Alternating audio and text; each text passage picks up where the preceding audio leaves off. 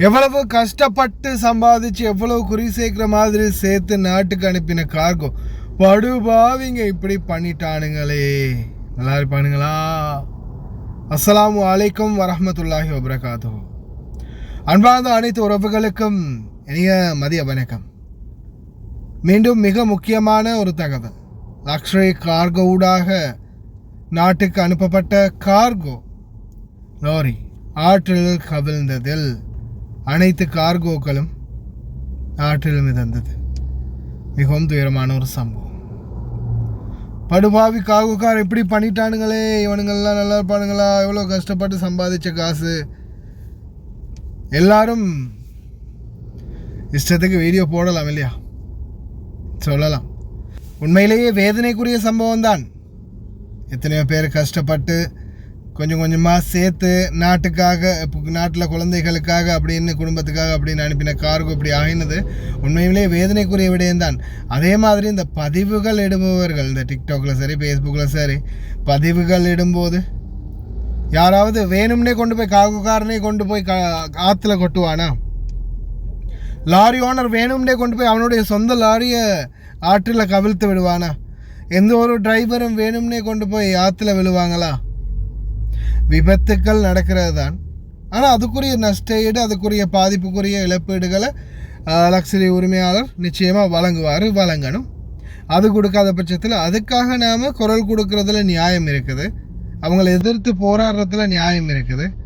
ஆனால் அதுக்காக இந்த மாதிரி ட்வீட் பண்ணி போஸ்ட் போடாது, அது நியாயம் இல்லை. ஏன்னா சில போஸ்ட் ஒவ்வொருத்தரும் ஷேர் பண்ணினாங்க. கிட்டத்தட்ட 150 மேலே இந்த மெசேஜ் மட்டும் எனக்கு ரிசீவ் ஆகிருக்கு மெசேஞ்சரில், வாட்ஸ்அப்லேருந்து ஒவ்வொன்றா செக் பண்ணி பார்க்கும்போது நிறைய வந்து இந்த போஸ்ட் தான் போட்டிருந்தாங்க. ஆனால் போஸ்ட் இருக்கிறது ஒவ்வொருத்தரும் ஒரு மாதிரி போட்டிருந்தாங்க. அந்த மாதிரியெல்லாம் இல்லை. தயவு செய்து யாருமே வேணும்னு கொண்டு போய் கார்கோ வந்து தொழிற்துறை ஏற்றிட்டு போய் ஆற்றில் கொட்ட போகிறதில்லை. லாரி ஓனருக்கு பைத்தியம் இல்லை கொண்டு போய் வேணும்னே கொண்டு போய் ஆற்றில் கவிழ்த்து விடுறதுக்கு சந்தர்ப்பம் சூழ்நிலை, விபத்து எந்த நேரத்துலையும் வரலாம். இதில் செய்தியாகவே போட்டிருக்கிறாங்க, அதை நான் வாசிக்கிறேன் கேளுங்க. இதை பார்க்காதவங்க. வெளிநாட்டு பொருட்கள் கார்கோ ஏற்றி வந்த லாரி ஆற்றில் கவிழ்ந்தது, பொருட்கள் சேதம். வெளிநாட்டு வேலைவாய்ப்புக்காக சென்றோர் பெருநாளை முன்னிட்டு தங்களது குடும்பத்தினருக்காக அனுப்பிய பொருட்களை ஏற்றி வந்த லாரி ஒன்று நேற்றைய தினம் 7 அதிகாலை 4 மணி அளவில் கந்தலாய் கொலியபுர எனும் போலீஸ் பிரிவுக்கு உட்பட்ட சமகிபுர எல்லை பகுதியில் ஆற்றில் கவிழ்ந்து விபத்துக்குள்ளானது. கொழும்பு லக்ஷரி கார்கோ நிறுவனத்துக்கு சொந்தமான இந்த லாரி சம்பவத்தின் போது சாரதிக்கு திடீரென ஏற்பட்ட தூக்கம் காரணமாக கட்டுப்பாட்டை இழந்தது என ஆரம்ப விசாரணைகள் மூலம் தெரிய வந்துள்ளது. லாரியில் சாரதி ஒருவர் மட்டுமே இருந்துள்ளதாகவும் அவருக்கு உயிராபத்தில்லாத வகையில் காயங்கள் ஏற்பட்டுள்ளதாகவும் தெரிவிக்கப்பட்டுள்ளது. கொழும்பிலிருந்து பயணமான இந்த லாரி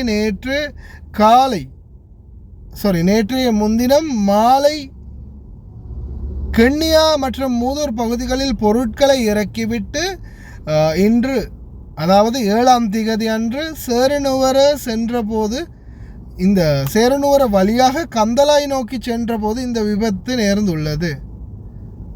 இந்த சம்பவத்தில் பல லட்சம் ரூபாய் பெறுமதியான வெளிநாட்டு பொருட்கள் ஆற்றில் மூழ்கி கடுமையாக சேதமடைந்துள்ளன.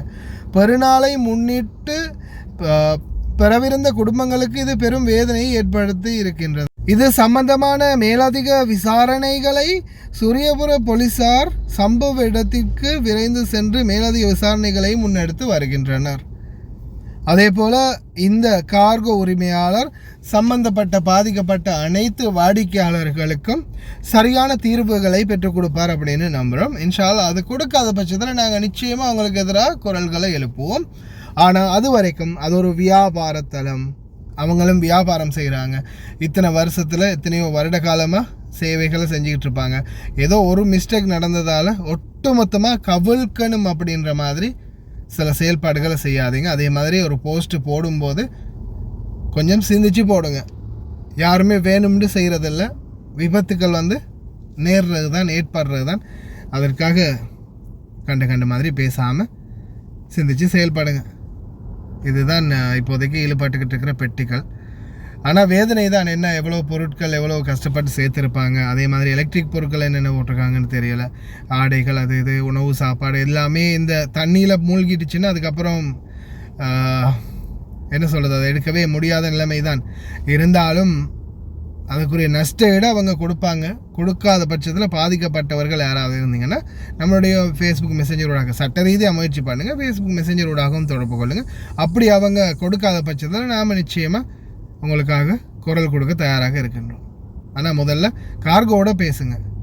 பாதிக்கப்பட்டவர்கள் யாராக இருந்தாலும் கார்கோ உரிமையாளரோட பேசி இந்த மாதிரி என்னுடைய பொருட்கள் இப்படி போட்டது இப்படி ஆகிருக்குது, அதுக்குரிய பதிலை சொல்லுங்கள், இவ்வளவு சாமான் போட்டிருக்குது, இவ்வளோ தான் நஷ்டஈடு அப்படின்றத சரியான முறையில் அவங்களுக்கும் பாதகம் இல்லாமல் உங்களுக்கும் பாதகம் இல்லாமல் உங்களுடைய நஷ்டஈடுகளை சரி கேட்டு வாங்கி எடுக்க பாருங்கள்.